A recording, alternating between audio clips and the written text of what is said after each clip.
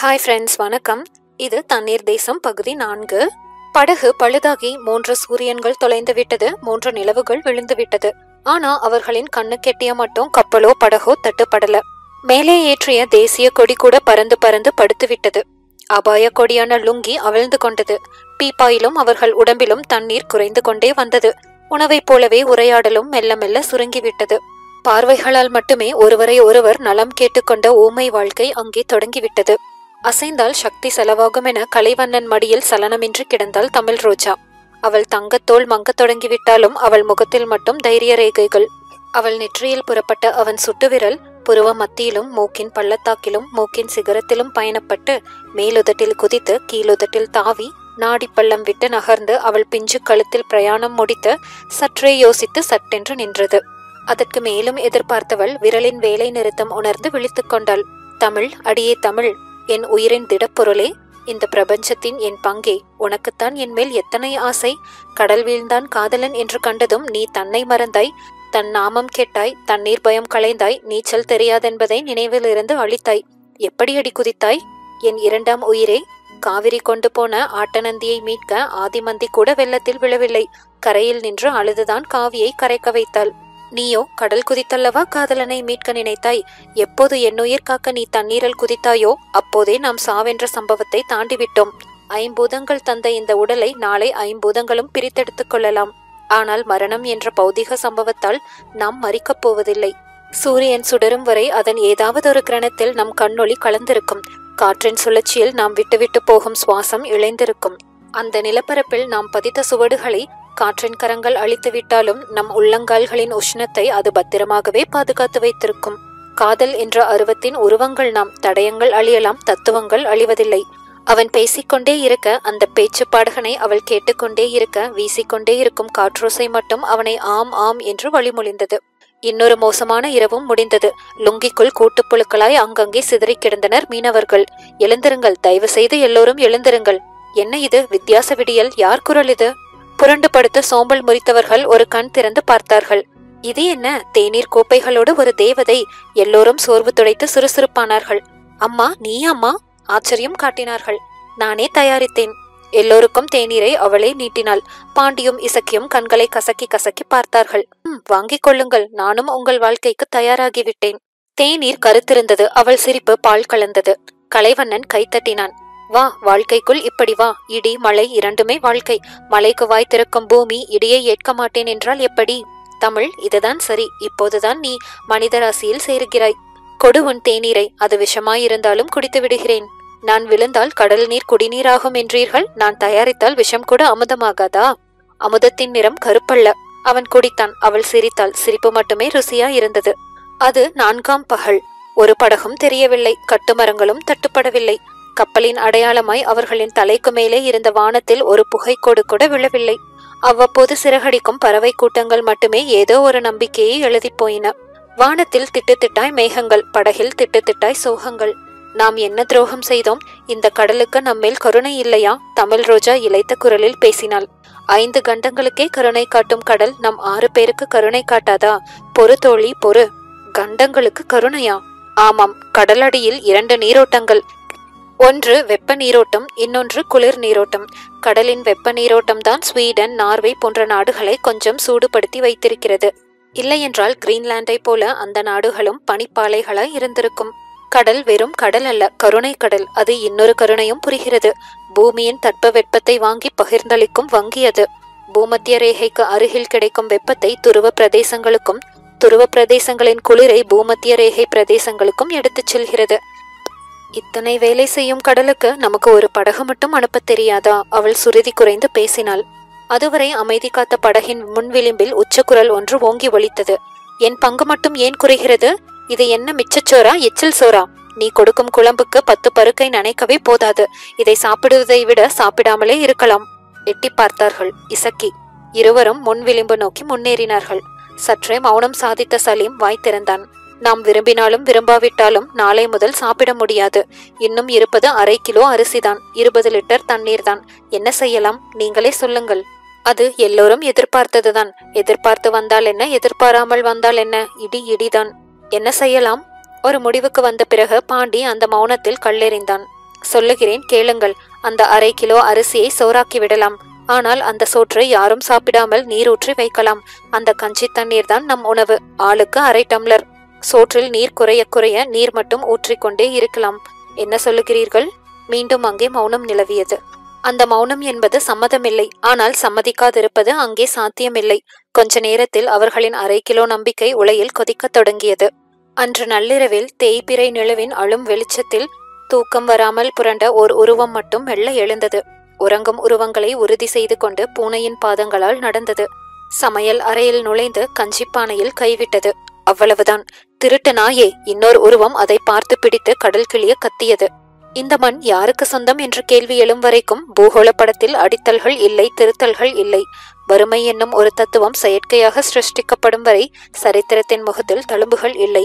என்னுடையது என்னும் வலிமையும் இல்லாமை என்னும் வெறுமையும் வந்த பிறகுதான் மனித குலம் யுத்தங்களை சந்தித்தது. கனவுகள் உயிர்களின் அனுபவங்கள். கிரகங்கள் கனா காண்பதில்லை. ஆனால் பூமி என்னும் கிரகத்துக்கு மட்டும் நிறைவேறாத ஒரு நெடுங்கனவு உண்டு. யுத்தங்களுக்கும் இரத்தங்களுக்கும் சத்தங்களுக்கும் மத்தியில் அந்த நெடுங்கனவு நீண்டு கொண்டே இருக்கிறது. என்ன கனவு அது? எப்பொருள் பற்றியது? ஒரு திருடன், ஒரு பிச்சைக்காரன், ஒரு விலைமகள், ஒரு கொலைகாரன். இந்த 4வரும் அற்ற சமுதாயம்தான் இந்த உலகம் கடைவெளியில் நீர்வடிய கண்டு வரும் கனவு. மனிதன் அந்த புதிய பிரதேசத்துக்குத்தான் பூமி என்னும் கிரகத்தை செலுத்த விளைகிறான். அரசியல், அரசுகள், மதங்கள், அறிவியல் கண்டுபிடிப்புகள், எண்ணங்கள், இலக்கியங்கள், கலைகள் இவையெல்லாம் அந்த கனவு பிரதேசத்திற்கு இந்த பூமியை நகர்த்தும் உருளைகள் என்றே அவன் இன்னும் நம்புகிறான். ஆனால் பூமி என்னும் கிரகத்தை முன்னெடுத்து செல்ல வேண்டிய அந்த உருளைகள் பல நேரங்களில் நகராமலும் நகர விடாமலும் சுற்றிய இடத்திலேயே சுற்ற வைக்கின்றன. சில நேரங்களில் பின்னோக்கியும் செலுத்தி விடுகின்றன.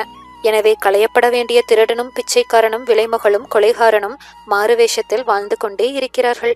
மனிதன் வெவ்வேறு வடிவங்களில் திருடுகிறான், வெவ்வேறு வடிவங்களில் பிச்சை எடுக்கிறான், வெவ்வேறு வடிவங்களில் விபச்சாரம் நடக்கிறது, வெவ்வேறு வடிவங்களில் கொலையும் விழுகிறது. பூமி மட்டும் சுற்றி கொண்டே இருக்கிறது, தன் நிறைவேறாத கனவை நெஞ்சில் சுமந்து கொண்டே. அந்த நள்ளிரவில் கையும் கஞ்சியுமாய் பிடிப்பட்ட சலீம் இசக்கியின் பிடியிலிருந்து தன்னை இதமாய் விடுவித்துக் கொண்டான். விழித்து கொண்டு சூழ்ந்தவர்கள் அவனையே உற்று உற்று பார்த்தார்கள். உடைந்த நிலா வெளிச்சத்தில் அவன் திருடன் போல் குனிந்து நிற்கவில்லை, தியாகி போல் நிமிர்ந்து நின்றான். உனக்கு மட்டும்தான் வயிறா? இல்லை, உனக்கு மட்டும்தான் உயிரா? இத்தனை பேரும் கும்பி கருகி குடல் வெந்து கிடக்கையில் உனக்கு மட்டும் எப்படி திருடத் தோன்றியது? சொல் சலீம், சொல். திருடப் போனது உண்மைதான். ஆனால் என் பசிக்கு திருடவில்லை. பிறகு யார் பசிக்கு? ஒருவேளை கடல் மீன்களின் பசிப்போக்குத்தான் கஞ்சிப்பானைக்குள் கைவிட்டாரோ? இல்லை, ஓர் ஏழை ஜீவனின் பசிக்கு. இப்போது இந்த படகில் உள்ள ஒவ்வொரு ஜீவனும் ஏழை ஜீவன்தான். நம் பசியை நமக்கு சொல்லத் தெரிகிறது. நான் திருடியது அதை சொல்லத் தெரியாத ஒரு ஜீவனுக்கு. சொல்லத் தெரியாத ஜீவன் என்றால் சுண்டெலிக்கு. அவர்கள் ஒரே இடத்தில் சிரிக்க ஆரம்பித்து வெவ்வேறு இடத்தில் முடித்தார்கள். வெயில் அடித்துக் கொண்டே மழை பெய்தது மாதிரி இன்பம் துக்கம் இரண்டும் இளையோடிய சிரிப்பு அது. இங்கே மனிதனுக்கே சோற்றை காணோம், நீ சுண்டெலிக்கு சோறு வைக்கிறாயோ? நம் தேவை பெரிது, அதன் தேவை சிறிது. அது இருக்கட்டும், நீ சுண்டெலிக்குத்தான் சோறு திருடப் போனாய் என்பது என்ன நிச்சயம்? சரியான கேள்வி, சாட்சி கிடைக்காத கேள்வி. பட்டாசு திரியில் முதலாய் தீ வைத்துவிட்டு அது வெடிக்கும் வரை பரபரக்கும் சிறுவனைப் போல அவன் பதில் கேட்க ஆவலானார்கள் 5 பேரும். சலீம் மோவாய் தடவி முகம் கவிழ்ந்தான். யோசித்தான். பற்றி கொண்ட தீ குச்சிகளாய் பளிச்சென்று வெளிச்சம் காட்டின கண்கள். நான் சுண்டெலியின் தினசரி சிநேகிதன். நானும் சுண்டெலிக்கு சோறு வைக்கிறேன்.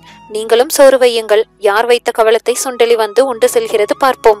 அதையும் பார்ப்போம். சத்திய சோதனை தொடங்கியது. ஒரு கவலம் சோறெடுத்து ஒவ்வொருவரும் வெவ்வேறு இடத்தில் வைத்தார்கள். சுண்டெலி தன் தலைமறைவு வாழ்க்கையை விட்டு வெளியேறவில்லை. எல்லா முகங்களிலும் ஏமாற்ற கோடுகள். சரி சரி, இப்போது நீ சோறு வை. வைரங்களை என்னும் ஒரு வியாபாரியைப் போல கவலத்தில் ஒரு பருக்கையும் சிதறவிடாமல் சேர்த்தெடுத்து கடுகு புட்டியின் மூடி மேல் கவனமாய் வைத்தான் சலீம். அடுத்த நிமிடம் அந்த அதிசயம் நிகழ்ந்தது. கண்ணுக்கு தெரியாத ஒரு சந்து வழி வந்து ஒரு கிரீச் வணக்கம் சொல்லி கவலத்தில் வாய் வைத்தது சுண்டெலி. உயிர்த்தெழுந்த இயேசுநாதரை பார்த்தவனைப் போல வியந்து நின்றான் இசக்கி. அந்த துள்ளல் என்ன? அதன் மகிழ்ச்சி என்ன? ஒரு சிற்றுயிரின் ஜீவ ததும்பல் என்ன? கலைவண்ணன் காதில் தமிழ் ரோஜா முணுமுணுத்தாள். பசியாரும் ஒரு ஜீவனின் சந்தோஷம் பார்த்தாலே பசியாறிவிடும் போலிருக்கிறதே.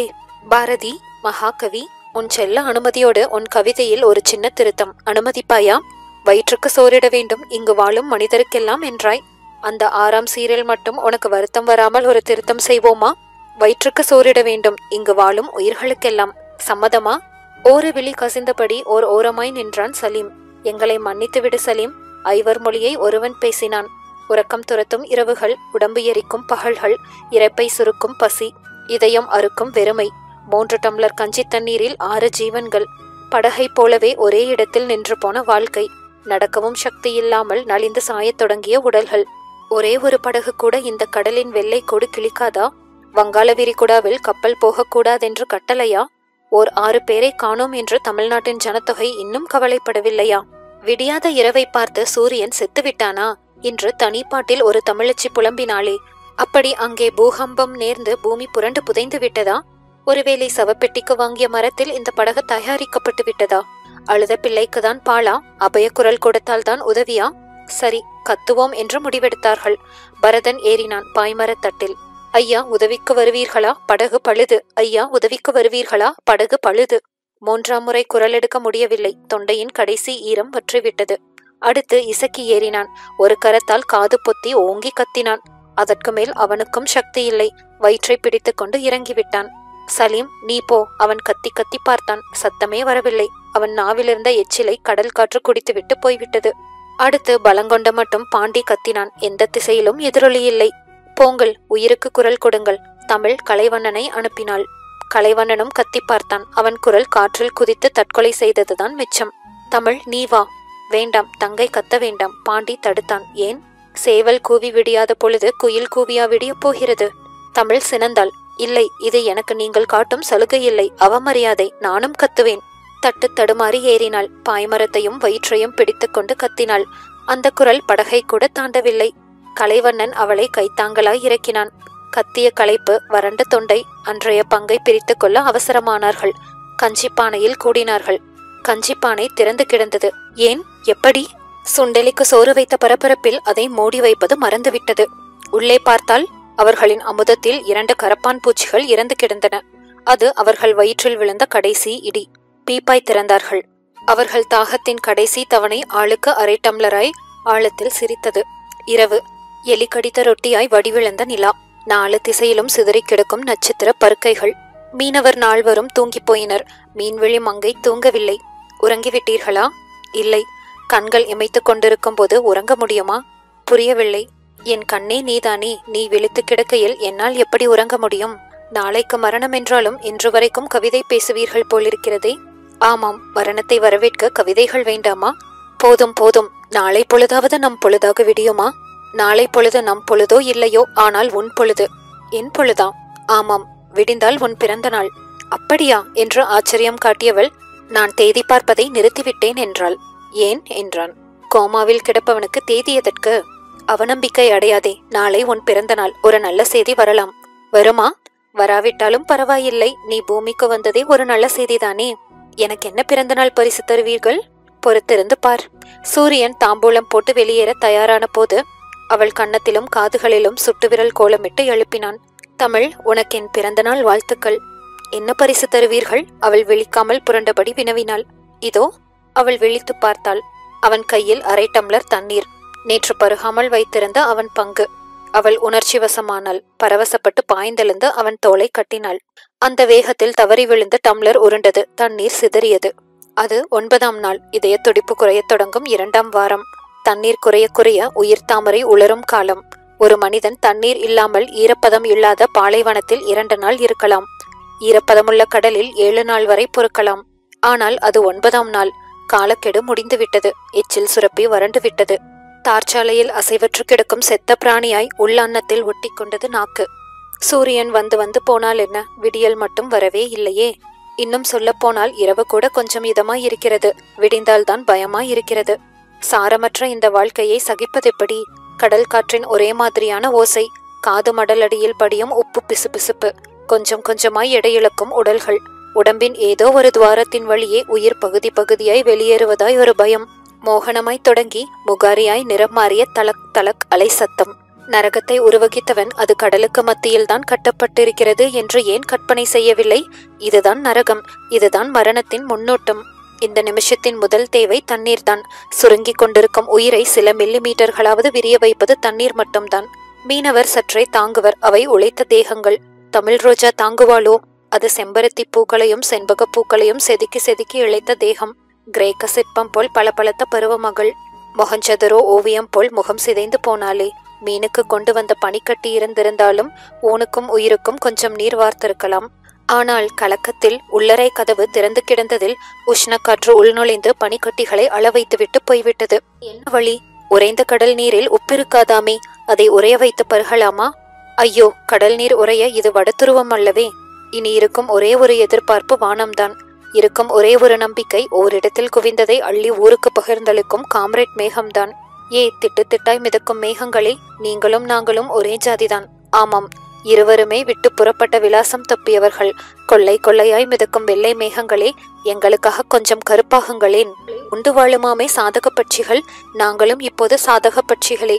இந்த சாதக பட்சிகளின் ஜாதகம் இப்போது உன் கையில். மழையே, உன் கையில் ஓராண்டுக்கு 86 சென்டிமீட்டர் உலகத்துக்காக ஒழுகும் மழையே, எங்கள் மீது ஒரே 1 மில்லிமீட்டர் உதிர்க்க கூடாதா? திருடிய பொருளை திருப்பி தர மறுக்கும் ஒரு திருடனைப் போல உயரத்தில் ஏறிக்கொண்டு ஏன் எங்கள் உயிர் குறைக்கிறாய்? கொஞ்சம் அவிழ்த்துவிடு, உன் வைரப்பை சிந்தட்டும். முத்துக்கள் எங்கள் முகத்தில் தெரிக்கட்டும். மாட்டாயா? காட்டில் நிலாவும் கடலில் மழையும் விரயமா? ஏன்? காட்டில் நிலவடித்தால் என்ன? விலங்குகளும் பறவைகளும் நிலாவின் எதிரிகளா? கடலில் மழை பெய்தால் என்ன? இந்த உலர்ந்த தேகங்கள் உயிர் நனையக்கூடாதா? இரக்கமில்லையா இளைய மேகமே?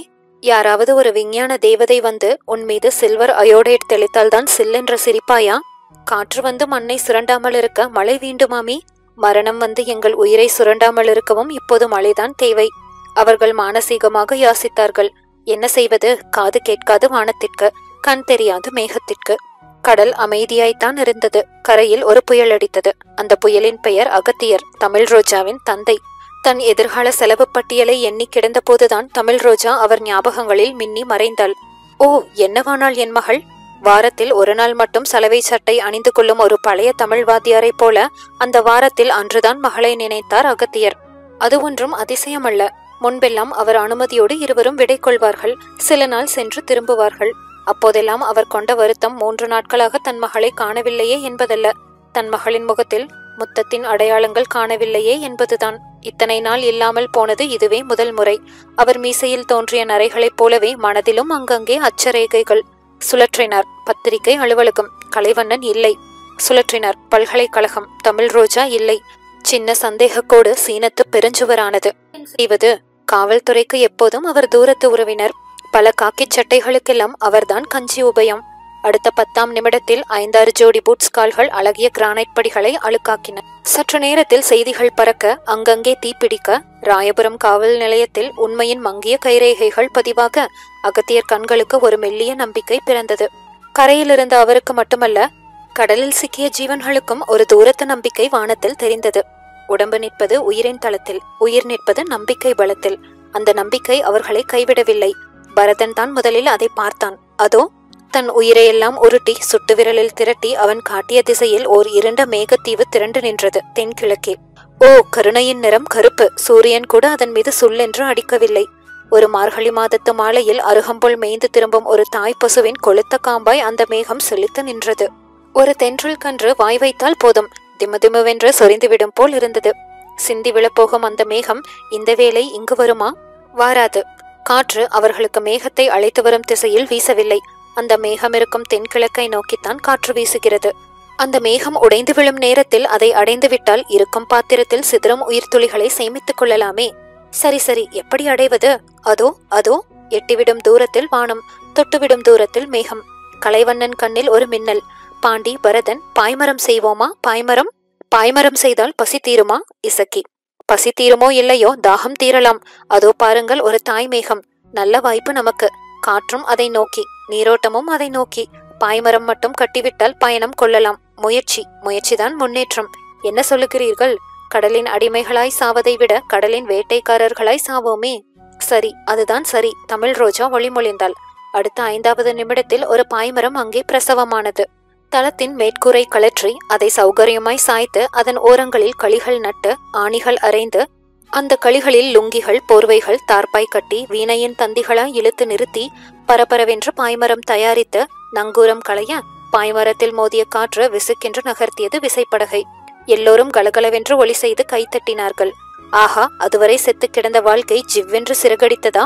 ஓ, இயங்காத வாழ்க்கையில் இன்பமில்லை. இயங்கு, இயங்கு மனிதனே, இயங்கு. வெற்றியை நோக்கியாவது தோல்வியை நோக்கியாவது இயங்கிக் கொண்டே இரு. இயக்கமே வாழ்க்கையின் முதல் அடையாளம். வீசு காற்றே வீசு. விரைக படகே விரைக. எங்கள் உயிரின் தூரம் சில கிலோமீட்டர். அதோ அந்த கருத்த மேகம்தான் எங்கள் குறிக்கோள். கடலுக்கு வந்து வானத்தில் தூண்டில் போட்டவர்கள் நாங்களாகத்தான் இருப்போம். வீசு காற்றே வீசு, விரைக படகே விரைக. அவர்களின் மனோவேகம் பாய்மரத்திற்கு புரியவில்லை. காற்று பேசினால் மட்டும்தான் அதற்கு காது கேட்கும் போல் இருக்கிறது. காற்று சொல்லியபடி அது மெதுவாகவே நகர்ந்தது. ஏ பாய்மரமே, பாய்மரமே, உன்னைத்தான் நம்புகிறோம். உனக்கு வேரில்லை, கிளையில்லை, மலரில்லை, கனி இல்லை. ஆனாலும் பாய்மரமே, எங்கள் உயிர் ஒதுங்கி இருப்பது உன் நிழலில்தான். நின்று நின்று, அசைந்து அசைந்து, விரைந்து விரைந்து, வேகம் குறைந்து, அலைகள் கடந்து அவர்களின் லட்சிய மேகத்தை அந்த படகு அடைந்த போது அந்த மாய மேகம் ஏற்கனவே சில துளிகளை பொழிந்துவிட்டு கலைந்து போயிருந்தது. 2 முரட்டு அலைகள் விசைப்படகின் விழா துளாவியதில் அது அப்படியும் இப்படியும் ஆடியது. ஓங்கியடித்த ஒரு காற்றின் வேகத்தில் பாய்மரத்தின் தார்பாய் கலன்று தண்ணீரில் விழுந்தது. கிரீச் கிரீச் கிரீச் எங்கோ கத்திய சுண்டலியின் பாதி குரலில் பசி தெரிந்தது. தொடர்ந்து அடுத்த பகுதியில் பார்க்கலாம். தேங்க்யூ.